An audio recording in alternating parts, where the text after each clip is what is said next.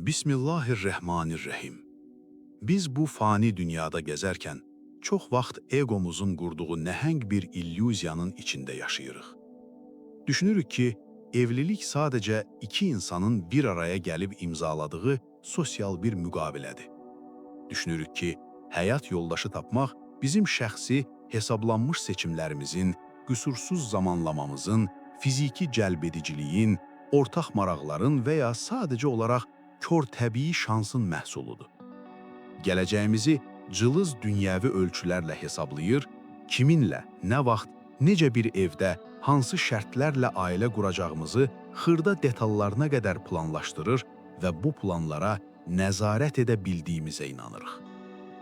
Lakin indi bir anlıq dayanın, dərindən nəfəs alın və şuurunuzu bu dünyəvi illüziyanın divarlarından xilas etməyə hazırlaşın. Gözlərinizi qaldırıb səmaya baxın.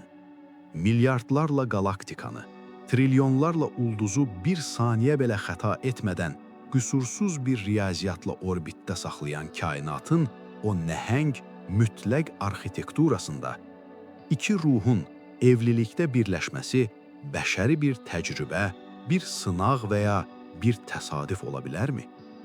Qətiyyən. Bu mütləq bir ilahi qərardır. Kosmik bir nizamdır.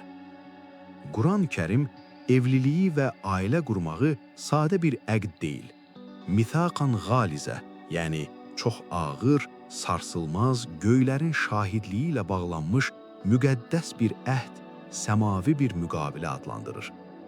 Sizin fiziki bədəniniz yaranmazdan milyon illər əvvəl, siz hələ ilk nəfəsinizi almadan, ulduzlar hələ yaradılmamışdan öncə, qədərinizin mütləq memarı evinizi, sirlərinizi, acılarınızı, sevinclərinizi və həyatınızı bölüşəcəyiniz o nəhəng insanın adını artıq sizin adınızın yanına yazmışdı. Sizin həyat yoldaşınız sizin üçün təsadüfən tapılmır. O sizin üçün xüsusi olaraq yaradılır və saxlanılır. O mütləq ilahi qərarın yer üzündə gerçəkləşmə vaxtı yaxınlaşdıqda, kainat səssizcə hərəkətə keçir. Allah sizin qismətiniz olan həyat yoldaşınızı qəfildən heç bir xəbərdarlıq etmədən bir əşya kimi həyatınıza atmaz. O böyük qarşılaşmadan və müqəddəs kəbindən əvvəl o sizin idrakınıza, psixologiyanıza, daxili aləminizə və ətrafınıza səssiz, dərin, lakin inkar olunmaz işarələr göndərir. Bugün bu dərin mənəvi səyahətdə kainatın o gizli dilini deşifrə edəcəyik. Qarşınızdakı insanın sadəcə gəlib gedən, ruhunuzda yara açan bir kölgə deyil, ailə quracağınız, kök salacağınız o müqəddəs ocağın sahibi olduğunu göstərən o mütləq ilahi işarətləri detallarına qədər öyrənəcəyik. Əgər axtarışlardan, səhv insanlardan, qırılan xəyallardan yorulmusunuzsa və ya həyatınızdakı insanın həqiqətən gələcək ocağınız üçün yazılıb-yazılmadığını, qədəriniz olub-olmadığını düşünürsünüzsə, dünyanın səs-küyünü tamamilə kənara qoyun. Qəlbinizi və şuurunuzu bu dərslərə açın. Çünki bugün göylərin sizin qədəriniz üçün çəkdiyi o müqəddəs şah əsəri, öz əsl həyat yoldaşınızı necə tanıyacağınızı kəşf edəcəksiniz. Birinci işarət. Mütləq səkinənin enişi. Birinin sizin həyat yoldaşınız olaraq yazıldığını, evinizin təməl daşı olduğunu göstərən ən birinci və ən inkar olunmaz işarət beyninizdə, məntiqinizdə və ya cüzdanınızda deyil, məhz sinir sisteminizin və ruhunuzun ən dərin, ən instinktiv qatlarında baş verir. Bu mütləq və izah olunmaz bir sükunətin, hüzurun qəlbinizə enməsidir. Quran, insan münasibətləri barədəki bioloji və ruhani anlayışımızı darmadağın edən o sarsıdıcı metafizik həqiqəti belə bəyan edir. Sizin üçün onlarla ünsiyyət edib səkinə və hüzur tapasınız deyə öz cinsinizdən zövcələr xəlq etməsi onun qüdrət əlamətlərindəndir. Yaradanın bu ayədə istifadə etdiyi o qüsursuz, nəhəng kəlməyə diqqət edin. Səkinə. O gənclik həyəcanı, mədədə uçuşan kəpənəklər, Geceler yuxusuz qoyan bir xaos və ya dözülməz bir ehtiras demir. O sükunət və mütləq huzur deyir. Səkinə, fırtınadan sonra gələn o ağır, dincələ bilən dənizin vəziyyətidir. Allahın ailə qurmağınız üçün qədərinizə yazdığı insanla qarşılaşdıqda, onun səsi qulağınıza dəyən an, sinənizdəki o illərdir bitmək bilməyən xaotik fırtına dayanır. Siz onun yanında qüsursuz görünmək, cılız bir maska taxmaq, hərəkətlərinizi idarə etmək və ya danışdığınız hər kəlməni zərgər dəqiqliyi ilə hesablamaq məcburiyyətində hiss etmirsiniz. Ruhunuz çılpaq qaldığı üçün qorxmur. Səhv insanın yanında olanda psixologiyanıza diqqət edin. Sizin ruhunuz və bədəniniz həmişə müdafiə halındadır. Daim gərginsiniz. Görəsən indi nə düşünür, görəsən düz etdimmi deyə dayanmadan çox düşünürsünüz. Onları getməsin deyə, onları əldə saxlamaq üçün öz dəyərinizi sübut etməyə çalışırsınız. Səhv insanın yanında siz bitmək bilməyən bir müharibədəsiz. Lakin qismətinizdəki o müqəddəs yoldaş gəldiyi zaman o qədim, dərin huzuru yaşayırsınız. Silahlarınızı yerə qoyursunuz. Bütün dünya xaosda olsa belə, işdə, cəmiyyətdə nə qədər əzilsəz belə, sadəcə onunla eyni otaqda səssizcə oturmaq sizə bir ömür davam edən, yorucu, qanlı bir döyüşdən sonra sağ-salamat qalaya, ən etibarlı sığınacağa çatmaq kimi gəlir. Əgər ruhunuz onun yanında dincələ biləcək, bütün yaralarını açıb göstərə biləcək qədər özünü güvəndə hiss edirsə, bilin ki, bu kainatın sizin əbədi əhdinizə vurduğu ilk səmavi imzadır. İkinci işarət, mənəvi yüksəliş və ayna effekti. İkinci işarət, ilahi birliyin, o müqəddəs kəbinin ən mütləq və qaçılmaz sınağıdır. Allahın göndərdiyi, qədərinə ailə olaraq yazdığı həyat yoldaşı səni heç vaxt, heç bir halda, heç bir bəhanə ilə qaranlığa, cəhalətə, günaha və mənəvi çöküşə sürükləməz. Bu, kainatın qızıl qanunudur. Biz müasir dünyada çox vaxt zəhərli, xəstəlikli bağlılığı qədərlə səhv salırıq. Düşünürük ki, kimsə bizi dayanmadan ağladırsa, həyatımızı cəhənnəmə çevirirsə, bizi yalnız özünə aludə edib həyat məqsədimizi unutdurursa, ailəmizdən və dostlarımızdan qoparırsa, bu mütləq nəhəng və əsil sevgidir.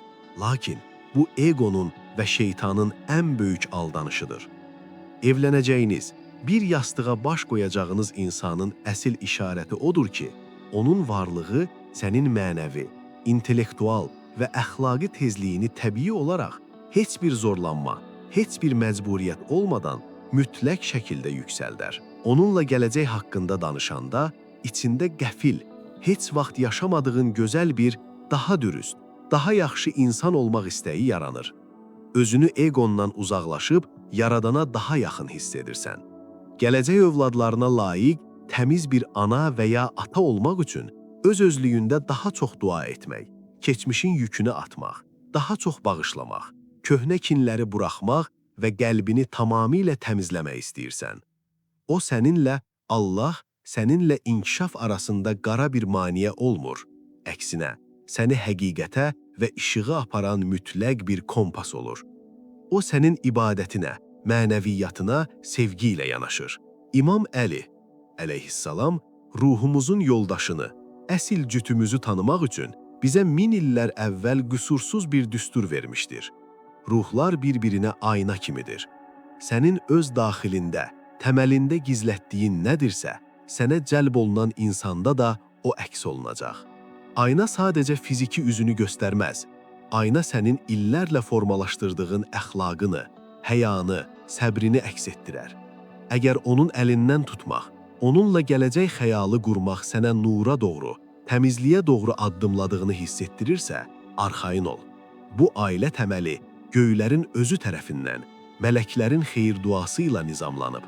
Üçüncü işarət, qapıların möcüzəvi şəkildə açılması. Üçüncü işarət, fiziki dünyada, maddi müstəvidə, bütün bəşəri məntiqi, iqtisadi hesablamaları və dünyəvi riyaziyyatı alt-üst edərək təzahür edər.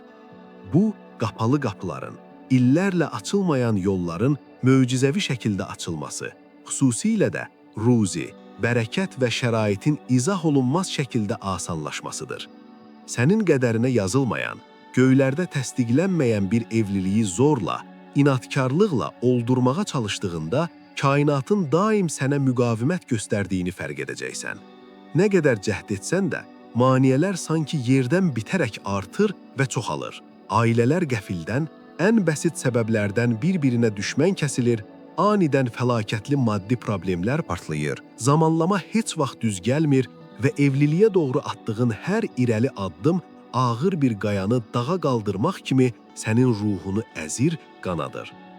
Lakin kainatın mütləq hakimi, adı Əl-Fəttah, yəni bağlı qapıları açan Allah, iki insanın bir ocaqda birləşməsinə qərar verdiyi an, o ehtimal və fizika qanunlarını yenidən yazır. Uca Allah, Qurani Kərimdə bəşər idrakını sarsıdan o mütləq vədi verir. İçərinizdən subay olanları evləndirin. Əgər onlar yoxsuldurlarsa, Allah öz lütfü və bərəkəti ilə onları zəngin edər. Allah lütflə genişdir, biləndir. Ruzi sadəcə pul deyil. Ruzi açılan düyünlərdir, yumşalan qəlblərdir. Sən məhz bu möhtəşəm bərəkət akışının canlı şahidi olursan. Aranızdakı o nəhəng, keçilməz sandığınız dağlar qəfildən qum dənələrinə çevrilib külə sovrulur. Bir yuva qurmaq, ev tutmaq və ya toy etmək üçün təcili ehtiyacın olduğu an heç xəyalına belə gəlməyən yerdən bir iş qapısı açılır, bir imkan yaranır. Dünənə qədər bu evliliyə şiddətlə qarşı çıxan, sizi ayıran insanların qəlbləri bir anda heç bir məntiqi izahı olmadan yumşalır və razılaşırlar. Zaman, məkan və maddi vəziyyət o qədər qorxulu bir qüsursuzluqla üst-üstə düşür ki, sən özün belə bu ilahi senarinin qarşısında heyrət içində səcdədə qalırsan. Sizin kəbininiz, sizin halal birliyiniz üçün qeyri-mümkünlüklər əriyib yox olduqda, yollar sanki öz-özünə açıldıqda, bu Allahın sizə, mən bu ocağı yazmışam, qorxmadan, arxayınlıqla irəli addım at deməyinin mütləq və səssiz yoludur. Dördüncü işarət. Bir-birinə libas olmaq. Dördüncü işarət sizin bir-birinizə necə baxdığınızda, xüsusilə də bir-birinizin zəifliklərini, yaralarını və qüsurlarını necə qoruduğunuzda gizlidir. Çünki qədərə yazılmış Allahın seçdiyi ruhlar belə bu çətin, fani dünyada yaşayarkən maddi sıxıntılar, yorğunluqlar və anlaşılmazlıqlar yaşayacaqlar. Lakin burada o nəhəng, sarsıdıcı fərq ortaya çıxır. İki insan həqiqətən bir ailə qurmaq, bir bütöv olmaq üçün yaradıldığında, onların sarsılmaz mərhəməti qarşısında fərdi ego tamamilə ölür. Adi, dünyəvi və hesablanmış münasibətlərdə kiçik bir mübahisə dərhal qanlı bir döyüş meydanına çevrilir. Hər iki tərəf öz mənliyini qorumağa, qarşı tərəfi əzərək qalib gəlmək istəyir. Ən qəddar, ürək dağlayan sözlər istifadə edilir. Mübahisə zamanı bir-birinin qüsurlarını, keçmiş səhvlərini başqalarına, valideynlərə danışaraq alçaldırlar. Çünki onlarda qürur, şəxsi ego münasibətin özündən, ailənin bütövlüyündən daha vacib bir hal alır. Amma Quran qismətə yazılmış həyat yoldaşları üçün bəşəriyyətin eşitdiyi ən gözəl, ən sarsıdıcı bənzətməni istifadə edir. Onlar, yəni zövcələriniz, sizin üçün bir libasdır, bir geyimdir. Siz də onlar üçün bir libassınız. Bir anlıq düşünün. Libas nə edər? Libas sadəcə bədəni örtməz. O sənin fiziki yaralarını, çapıqlarını başqalarının gözündən örtər. Səni sərt soyuqdan, dünyanın amansız fırtınalarından qoruyar, səni kənardan gözəlləşdirər və ən əsası, o sənin dərinə, canına ən yaxın olan şeydir. Qarşınızdakı insan sizin ilahi qədərinizdirsə, onunla müharibə halında olmağa sadəcə dözə bilmirsiniz. Onun qüsurlarını cəmiyyətə və ya qohumlara açmaq, onu başqalarının yanında kiçiltmək və ya onu sözlə incitmək düşüncəsi öz şəxsi qürurunuzu sındırmaqdan qat-qat daha acı, daha iyrənc gəlir.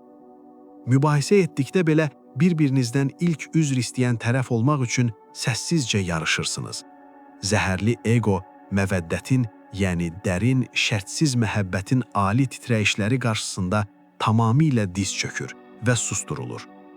Əgər onun qüsurları, keçmiş səhvləri sizdə ona qarşı nifrət və ya təkəbbür yox, onu bir körpə kimi mərhəmətlə qorumaq hissi yaradırsa, bilin ki, siz müqəddəs bir ocaq üçün xüsusi olaraq dizayn edilmiş iki xarakterin kosmik uyumlaşmasını yaşayırsınız. 5-ci işarət. Əbədi mənzilə ortaq baxış. Evlilikdə qədərin son, ən mütləq və həlledici işarəti anlamaq üçün biz toy gününün səsküyündən, gəlinlik geyiminin parıltısından, fiziki cazibəliyin gənclik ehtirasından və dünyəvi 4 divardan ibarət evdən çox-çox uzaqlara baxmalıyıq. Biz gəminin gedəcəyi o mütləq son mənzilə baxmalıyıq. İki insan bu dünyada bir-birini çox sevə bilər.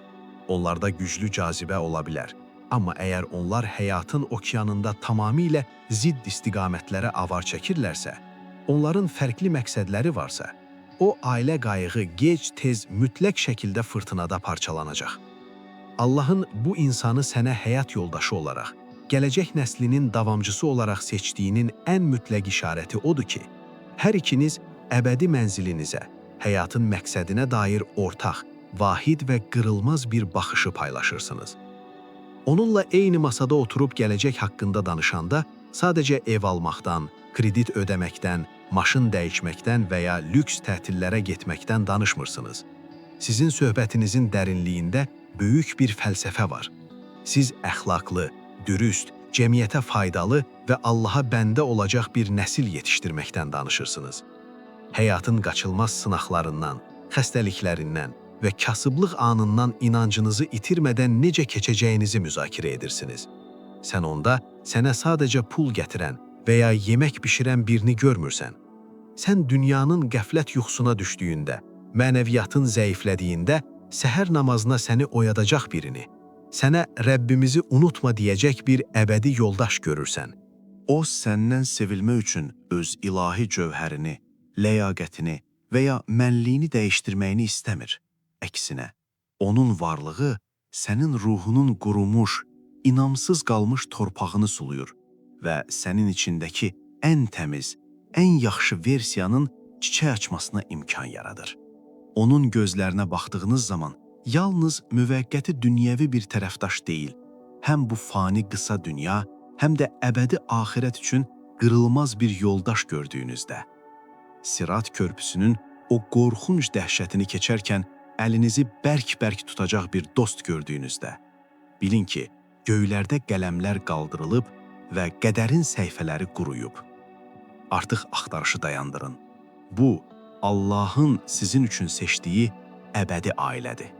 İndi olduğunuz yerdə, qaranlıq otaqda və ya səsküylü bir məkanın ortasında çiyinlərinizi rahatlayın və gözlərinizi yüngülcə qapayın.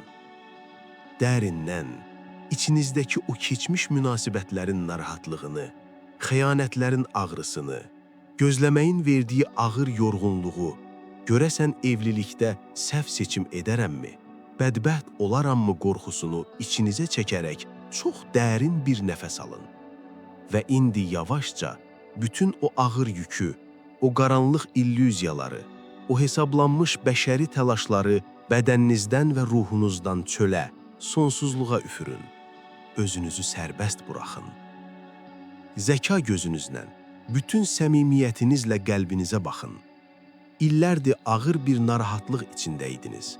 Görəsən mənim üçün, mənə dəyər verəcək, ailə quracağım o doğru insan qarşıma çıxacaqmı? Görəsən mən o şansı qaçırdım? Mən təkliyə, sevgisizliyəmi məhkumam?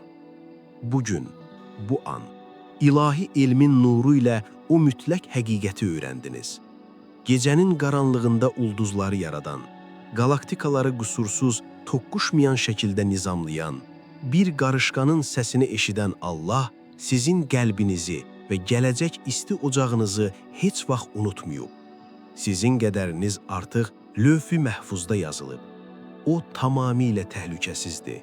O qorunur və o tam yazıldığı o qüsursuz, saniyəsi saniyəsinə ölçülmüş vaxtda sizə doğru sürətlə gəlməkdədir. Egonuzu, məntiqinizi və dünyəvi narahatlıqlarınızı ayaqlar altına alın. Üzünüzə bağlanan qapıları zorlamayın və həyatınızdan çıxıb gedənlərin arxasınca göz yaşı tökməyin. çıxıb gedənlər fəlakət deyil.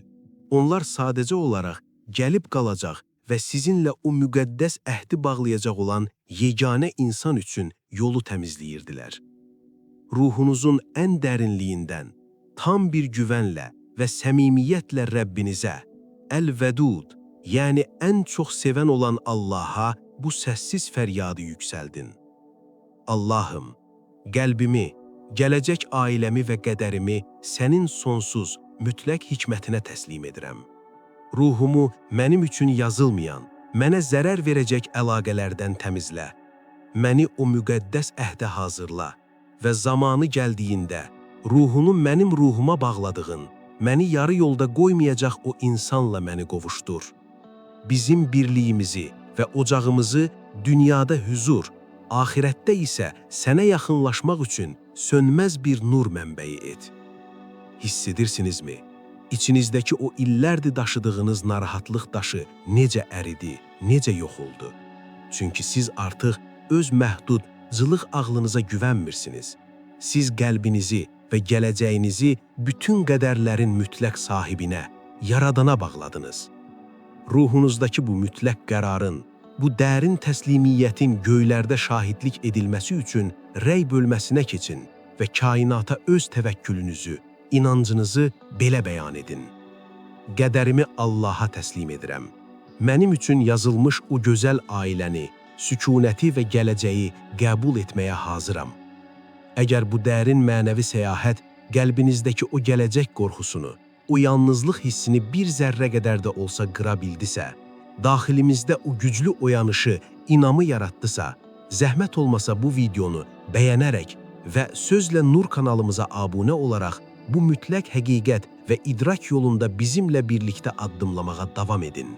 Sözün ilahi qüdrəti ilə qaranlıqları yaran bu məkanda sizin hər birinizin varlığı bizim üçün ən böyük nurdur.